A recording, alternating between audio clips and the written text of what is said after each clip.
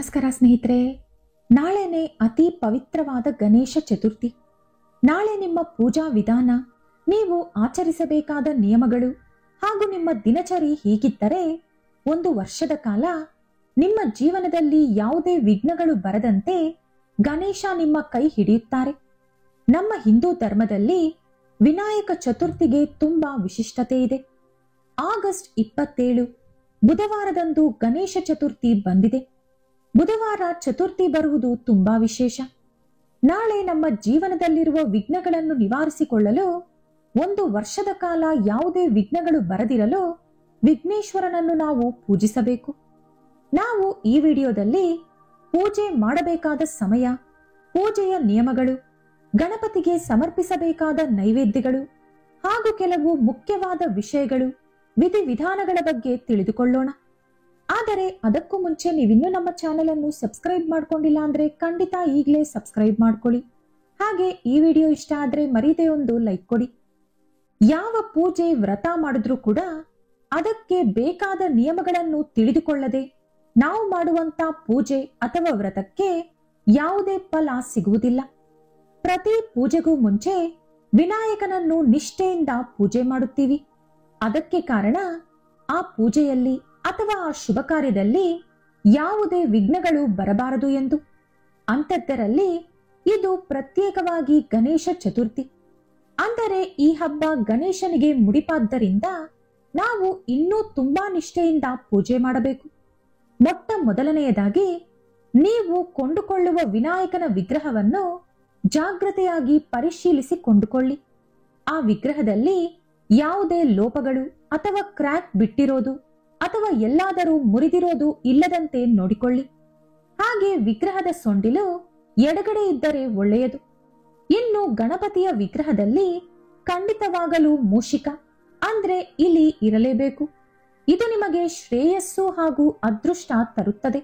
ಅದೇ ರೀತಿ ಅರಿಶಿನ ಅಥವಾ ಕೆಂಪು ಬಣ್ಣದಲ್ಲಿರುವಂತ ಗಣಪತಿ ವಿಗ್ರಹವನ್ನು ಆಯ್ಕೆ ಮಾಡಿಕೊಳ್ಳಿ. ಯಾವುದೇ ಬಣ್ಣ ಇಲ್ಲದಿರುವ ಗಣಪತಿಯನ್ನು ಪೂಜಿಸಿದರೆ ಇನ್ನೂ ಉತ್ತಮ.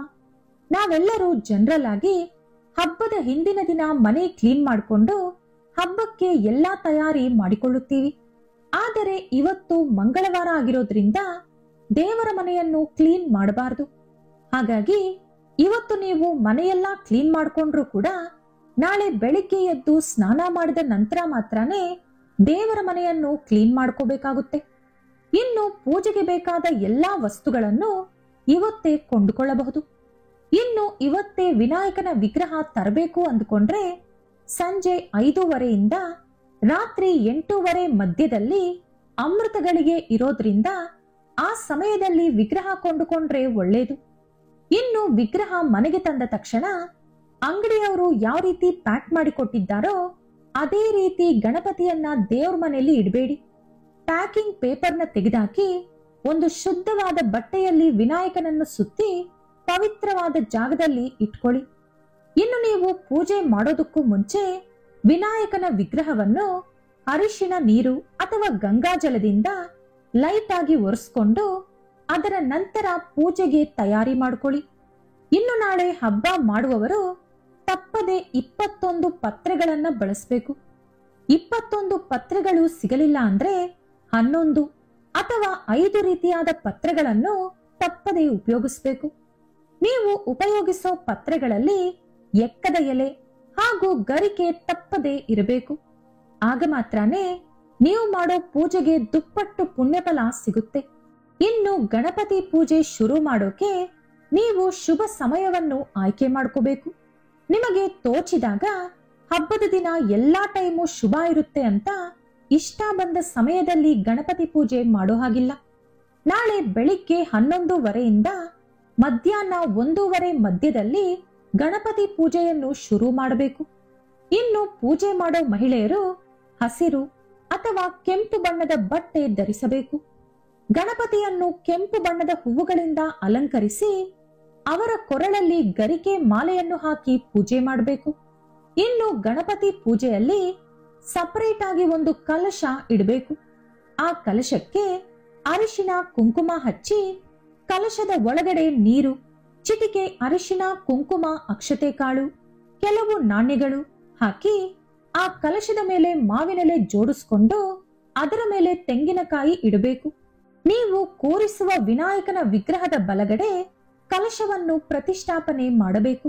ವಿನಾಯಕನ ಎಡಭಾಗದಲ್ಲಿ ಲಕ್ಷ್ಮೀದೇವಿ ಫೋಟೋ ಅಥವಾ ವಿಗ್ರಹ ಇಟ್ಟುಕೊಳ್ಳಬೇಕು.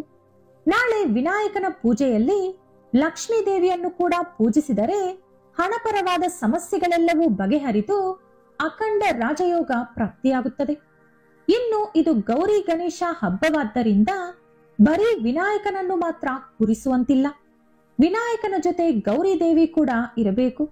ಗೌರಿ ದೇವಿ ವಿಗ್ರಹ ಇಲ್ಲದಿದ್ದರೆ ಅರಿಶಿಣದಿಂದ ನೀವೇ ಗೌರಿ ದೇವಿಯನ್ನು ತಯಾರಿಸಿ ಅದನ್ನು ಗಣಪತಿಯ ಮುಂದೆ ಪ್ರತಿಷ್ಠಾಪನೆ ಮಾಡಿ. ಗೌರಿ ಗಣೇಶನ ಮುಂದೆ 2 ದೀಪಗಳನ್ನಿಟ್ಟು ದೀಪಾರಾಧನೆ ಮಾಡಬೇಕು. ಎಲ್ಲಾ ಹಬ್ಬಗಳಲ್ಲಿ ತುಪ್ಪದಿಂದ ದೀಪಾರಾಧನೆ ಮಾಡಿದರೆ ಒಳ್ಳೆಯದು. ಆದರೆ ಗಣೇಶನ ಹಬ್ಬದಲ್ಲಿ ಮಾತ್ರ ತೆಂಗಿನ ಎಣ್ಣೆಯಿಂದ ದೀಪಾರಾಧನೆ ಮಾಡಿದರೆ ವಿಶೇಷವಾದ ಫಲ ಇರುತ್ತದೆ. ವಿನಾಯಕನಿಗೆ ಪ್ರಿಯವಾದ ಕೆಂಪು ದಾಸವಾಳ ಅಥವಾ ಕೆಂಪು ಗುಲಾಬಿ ಹೂವುಗಳಿಂದ ಪೂಜಿಸಿದರೆ ಆರ್ಥಿಕ ಸಮಸ್ಯೆ, ಸಾಲದ ಸಮಸ್ಯೆ ಎಲ್ಲವೂ ನಿವಾರಣೆಯಾಗುತ್ತದೆ. ಇನ್ನು ವಿನಾಯಕನ ಪೂಜೆಯಲ್ಲಿ 5 ರೀತಿಯಾದ ನೈವೇದ್ಯಗಳು ಅಥವಾ 3 ರೀತಿಯಾದ ನೈವೇದ್ಯಗಳನ್ನು ತಪ್ಪದೆ ಸಮರ್ಪಿಸಬೇಕು. ವಿನಾಯಕನಿಗೆ ಪ್ರಿಯವಾದ ನೈವೇದ್ಯಗಳು ಅಂದರೆ ರವೆ ಉಂಡೆ, ಕಡುಬು, ಮೋದಕ, ಕರ್ಜಿಕಾಯಿ ಹಾಗೂ ಉಸಲಿ. ಈ 5 ಪದಾರ್ಥಗಳು ಅಥವಾ ಇವುಗಳಲ್ಲಿ 3 ಪದಾರ್ಥಗಳು ನಿಮ್ಮ ನೈವೇದ್ಯದಲ್ಲಿ ಇರುವಂತೆ ನೋಡಿಕೊಳ್ಳಿ. ಕುಂಕುಮ ಅಂದರೆ ವಿನಾಯಕನಿಗೆ ತುಂಬಾ ಇಷ್ಟ. ಹಾಗಾಗಿ ನಿಮ್ಮ ಮನೆಯಲ್ಲಿರುವ ಪ್ರತಿಯೊಬ್ಬರು ವಿನಾಯಕನ ವಿಗ್ರಹಕ್ಕೆ ಕುಂಕುಮದ ಬೊಟ್ಟನ್ನಿಟ್ಟು ನಮಸ್ಕಾರ ಮಾಡಿಕೊಳ್ಳಬೇಕು. ಇನ್ನು ನಮ್ಮ ಜ್ಯೋತಿಷ್ಯ ಶಾಸ್ತ್ರದ ಪ್ರಕಾರ ವಿನಾಯಕ ಚತುರ್ಥಿಯಂದು ಚಂದ್ರನನ್ನು ನೋಡಬಾರದು. ಚಂದ್ರನನ್ನು ನಾಳೆ ನೋಡಿದರೆ 1 ವರ್ಷದ ಕಾಲ ನಿಮಗೆ ಅವಮಾನಗಳು ನಡೆಯುತ್ತಲೇ ಇರುತ್ತದೆ. ವಿನಾಯಕ ಚತುರ್ಥಿಯಂದು ಚಂದ್ರನನ್ನು ನೋಡಿದ ಕೃಷ್ಣನಿಗೂ ಕೂಡ ಅವಮಾನ ತಪ್ಪಲಿಲ್ಲ. ಹಾಗಾಗಿ ಚಂದ್ರದೋಷ ಬರಬಾರದು ಅಂದ್ರೆ ವಿನಾಯಕನ ಪೂಜೆ ಮುಗಿದ ಮೇಲೆ ತಪ್ಪದೆ ಮನೆಯಲ್ಲಿರುವ ಪ್ರತಿಯೊಬ್ಬರೂ ಕೂಡ ಪೂಜೆಯಲ್ಲಿ ಉಪಯೋಗಿಸಿದಂತ ಅಕ್ಷತೆ ಕಾಳುಗಳನ್ನು ನಿಮ್ಮ ತಲೆಯ ಮೇಲೆ ಹಾಕಿಕೊಂಡು ಗಣಪತಿಗೆ 21 ಸಲ ಬಸ್ಕಿ ಹೊಡೆದು ನಮಸ್ಕಾರ ಮಾಡ್ಕೊಳ್ಳಿ. ಈ ರೀತಿ ಮಾಡಿದ್ರೆ ಒಂದು ವೇಳೆ ನೀವು ನಾಳೆ ಮರೆತು ಚಂದ್ರನನ್ನ ನೋಡಿದ್ರೂ ಕೂಡ ಯಾವುದೇ ದೋಷ ಬರಲ್ಲ. ಯಾವ ಹಬ್ಬ ಬಂದ್ರು ವ್ರತ ಮಾಡಿದ್ರು ಮಹಿಳೆಯರೇ ಮನೆಯಲ್ಲಿ ಮಾಡ್ತಾರೆ. ಆದ್ರೆ ವಿನಾಯಕ ಚತುರ್ಥಿಯನ್ನು ಮಾತ್ರ ಪುರುಷರು ಮಾಡಿದ್ರೆ ಕುಟುಂಬಕ್ಕೆ ಒಳ್ಳೆ ಲಾಭ ಮತ್ತು ಫಲ ಇರುತ್ತೆ. ಇನ್ನು ನಿಮ್ಮ ಮನೆಯ ಪುರುಷರಿಗೆ ಬಿಡುವು ಇಲ್ಲ ಅಂದ್ರೆ ನೀವು ಪೂಜೆಗೆ ಎಲ್ಲಾ ತಯಾರಿ ಮಾಡಿ ಕೊನೆಯಲ್ಲಿ ಅವರ ಕೈಯಿಂದ ದೀಪವನ್ನ ಹಚ್ಚಿಸಿದ್ರೂ ಕೂಡ ಸರಿ ಹೋಗುತ್ತೆ. ಇನ್ನು ಗಣಪತಿ ಪೂಜೆಗೆ ಯಾವುದೇ ಪ್ರತ್ಯೇಕವಾದ ಮಂತ್ರಗಳ ಅಗತ್ಯವಿಲ್ಲ. ಹಾಗಾಗಿ ನಿಮಗೆ ಬರುವಂತ ಯಾವುದಾದ್ರೂ ವಿನಾಯಕನ ಮಂತ್ರಗಳು ಅಥವಾ ಹಾಡುಗಳು ಅಥವಾ ಅಷ್ಟೋತ್ತರ ಶತನಾಮಾವಳಿ ಓದುತ್ತಾ ಭಕ್ತಿಯಿಂದ ಪೂಜೆ ಮಾಡ್ಕೋಬಹುದು. ಒಂದು ವೇಳೆ ಅದ್ಯಾವುದೂ ಕೂಡ ಬರ್ದೇ ಇದ್ರೂ ನಿಮ್ಮ ಮನಸ್ಸಲ್ಲಿ ಓಂ ಗಂ ಗಣಪತಿಯೇ ನಮಃ ಅಂತ ಹೇಳ್ಕೊಂಡು ಪೂಜೆ ಮಾಡ್ಕೊಳ್ಳಿ. ಪೂಜೆ ಮಾಡಿದವರು ಉಪವಾಸ ಇದ್ರೆ ತುಂಬಾ ಒಳ್ಳೇದು. ಸಾಧ್ಯವಾಗದಿದ್ರೆ ನಷ್ಟ ಇಲ್ಲ. ಇನ್ನು ನಾಳೆ ಯಾವ್ದಾದ್ರೂ ಕಾರಣದಿಂದ ಪೂಜೆ ಮಾಡೋಕೆ ಸಾಧ್ಯ ಆಗ್ಲಿಲ್ಲ ಅಂದ್ರೆ ಸೆಪ್ಟೆಂಬರ್ 10ನೇ ತಾರೀಕು ಬುಧವಾರ ಸಂಕಷ್ಟಹರ ಚತುರ್ಥಿ ಬಂದಿದೆ. ಆ ದಿನದಂದು ಕೂಡ ನೀವು ವಿನಾಯಕ ಚತುರ್ಥಿಯನ್ನು ಮಾಡ್ಕೋಬಹುದು. ಇನ್ನು ಮುಖ್ಯವಾದ ವಿಷಯ ಏನಂದ್ರೆ ನೀವು ಪ್ರತಿಷ್ಠಾಪನೆ ಮಾಡುವ ವಿನಾಯಕನ ವಿಗ್ರಹವನ್ನು ಈಶಾನ್ಯ ದಿಕ್ಕಿನಲ್ಲಿ ಪ್ರತಿಷ್ಠಾಪನೆ ಮಾಡಬೇಕು. ಆಗ ಸಂಪೂರ್ಣ ಫಲ ಸಿಗುತ್ತದೆ. ಬೇರೆ ಯಾವ ದಿಕ್ಕಿನಲ್ಲಿ ಪ್ರತಿಷ್ಠಾಪನೆ ಮಾಡಿದರೂ ಮಧ್ಯಮ ಫಲ ಸಿಗುತ್ತದೆ. ಅದೇ ದಕ್ಷಿಣ ದಿಕ್ಕಿನಲ್ಲಿ ಪ್ರತಿಷ್ಠಾಪನೆ ಮಾಡಿದರೆ ಮಾತ್ರ ಅಪಚಾರ ಹಾಗೂ ಅನೇಕ ದೋಷಗಳಿಗೆ ಕಾರಣವಾಗುತ್ತದೆ.